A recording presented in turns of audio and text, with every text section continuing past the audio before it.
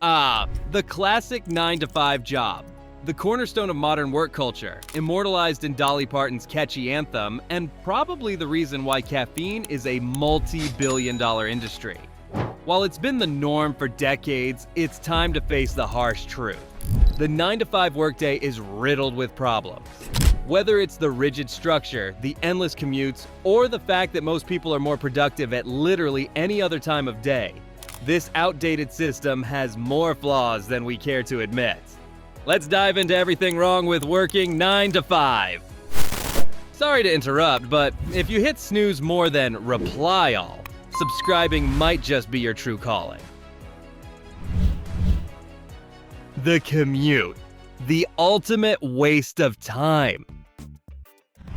Let's kick things off with the bane of every office worker's existence, the daily commute. Whether you're stuck in traffic for hours or crammed into a subway car like a sardine, commuting is the ultimate waste of time. For many, the trip to and from work eats up hours of the day. Hours that could be spent doing literally anything more productive or enjoyable. By the time you arrive at the office, you've already battled through stress, traffic jams, and road rage, or the existential dread that comes with being packed in with 100 other miserable commuters. Commuting doesn't just steal your time, it drains your soul before you even start the workday. Rigid hours, because everyone's productive from 9 to 5, right? Who decided that 9 to 5 is the golden window of productivity for everyone? Let me tell ya, it's not. People have different energy peaks. Some are morning people, some thrive in the afternoon, and others are basically zombies until after lunch. Like me. The rigid structure of the 9 to 5 assumes we're all at our best at the same time, which couldn't be further from the truth. Ever tried to write a report at 4 p.m. when your brain checked out around 2? Yeah, it's a nightmare. Flexibility would make so much more sense, but the 9 to 5 insists on keeping everyone locked into the same outdated, one-size-fits-all schedule.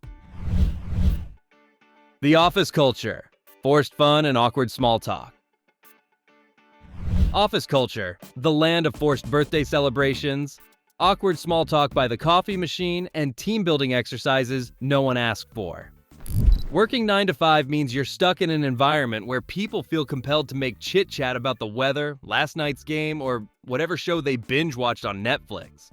The problem is, a lot of people just want to get their work done and go home without pretending to be BFFs with their coworkers. Then there are the dreaded team bonding activities, where you're forced to engage in icebreakers that make you cringe so hard you question your entire life. Who knew work could feel like high school all over again? Lunch breaks. An hour that's never enough or way too much.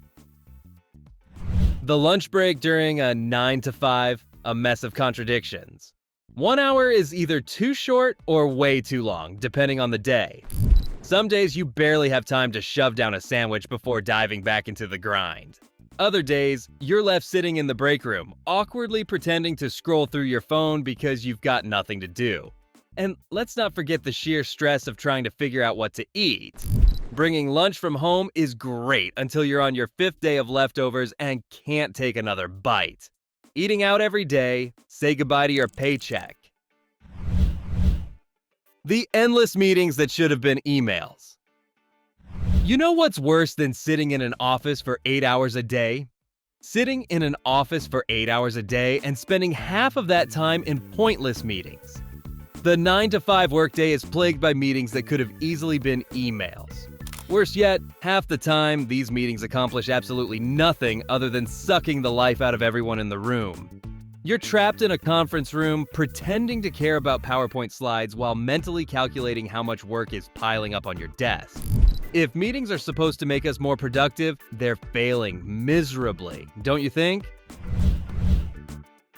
The afternoon slum, when time stands still.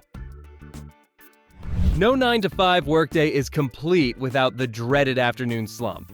It's that magical time, usually around 2 or 3 p.m., when your body decides to rebel and shut down, leaving you struggling to keep your eyes open while staring blankly at your computer screen. No matter how much coffee you chug or how many snacks you grab, nothing can bring you back to life. Time seems to stretch out endlessly, and the clock on the wall feels like it's mocking you as you realize there's still a couple of hours left before you can go home. The afternoon slump is the ultimate reminder that the human brain isn't built for 8 straight hours of focus. The micromanagement monster. If you're working 9 to 5, chances are you've encountered the micromanager. You know, the boss who hovers over your shoulder, constantly checking in, asking for updates, and questioning every decision you make. Micromanagement is one of the most frustrating aspects of office life, making even the most straightforward tasks feel like a high-stakes operation. Not only does it slow down productivity, but it also kills morale. Instead of being trusted to get the job done, you're treated like a child who needs supervision at every step.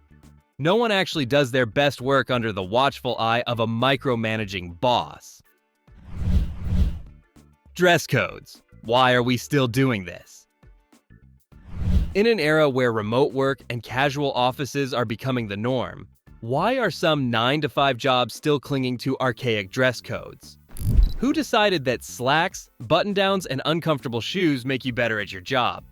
Most of the time, you're sitting at a desk, not hosting a formal event, so why does it matter what you wear? Dress codes are just one more unnecessary layer of stress in an already stressful work environment. Let's be honest, no one's productivity improves because they're wearing a tie. The inescapable email chain.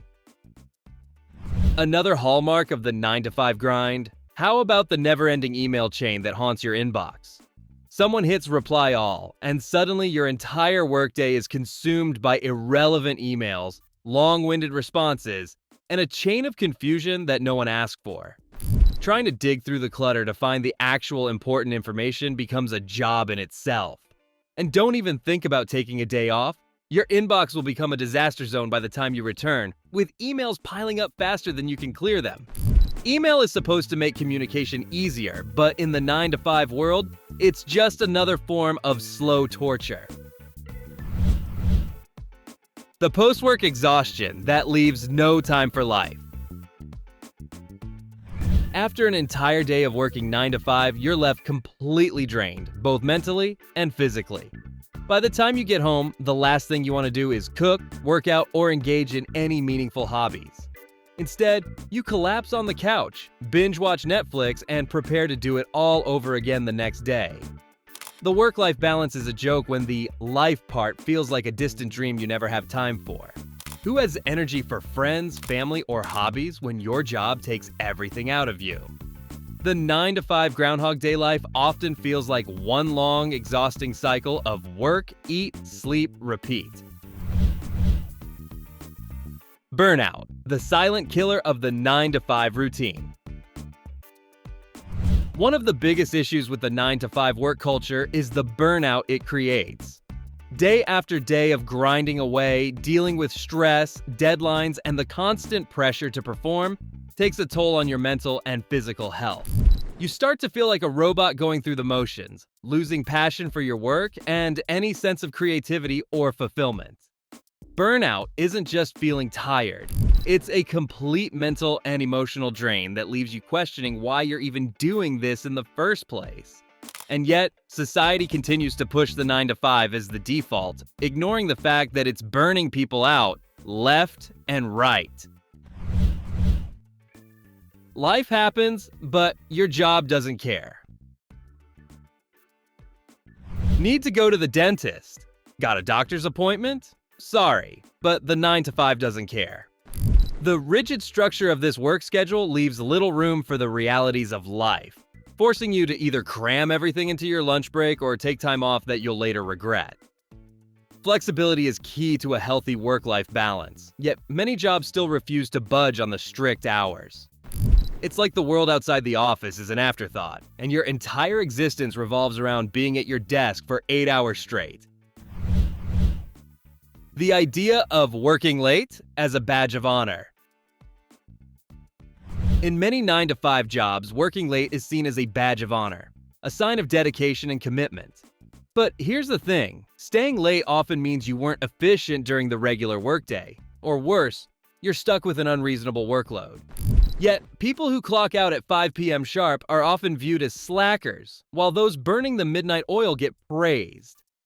The pressure to overwork is toxic, and instead of valuing work-life balance, this culture glorifies exhaustion as a sign of productivity. Just so you know, staying late isn't impressive. It's a red flag. The Monday to Friday trap. The worst part of working 9 to 5, the entire week revolves around waiting for the weekend. You slog through Monday, survive Tuesday, endure Wednesday, coast through Thursday, and finally breathe on Friday, only to realize that the weekend flies by in a blink. Before you know it, it's Sunday night, and the anxiety of Monday morning is already creeping in. Living for the weekend is no way to live, but the 9 to 5 schedule makes it feel inevitable. Instead of enjoying life day by day, you're trapped in a cycle where the week feels like a countdown to the next fleeting moment of freedom. The job security myth. One of the supposed benefits of a traditional 9 to 5 job is job security. But in reality, job security is more of a myth than a guarantee. Companies restructure, downsize, and pivot without warning, leaving workers at the mercy of corporate whims. You could put in years of hard work only to be let go during the next restructuring. The promise of stability is often just a mirage, with employees constantly wondering if they're next on the chopping block. So much for the comfort of a steady paycheck. The pointless performance reviews. In theory, performance reviews supposed to help you improve, but in reality, they often feel like an exercise in pointless bureaucracy. You're graded on arbitrary metrics, given vague feedback, and told to improve in areas that seem completely disconnected from your actual job. And let's not forget the dreaded constructive criticism that's basically a thinly veiled list of everything you've done wrong. Instead of fostering growth, performance reviews are just one more way to stress out employees and remind them they're always being watched. The 9 to 5 isn't really 9 to 5. Here's the dirty little secret about the 9 to 5. It's rarely actually 9 to 5. Between arriving early, staying late, working through lunch, and checking emails after hours, the 9 to 5 workday often stretches into a much longer commitment. Before you know it, you're working 50 or 60 hours a week, but only getting paid for 40. And while employers talk about work-life balance, the reality is that they often expect you to go above and beyond without extra compensation or recognition. The 9 to 5 job?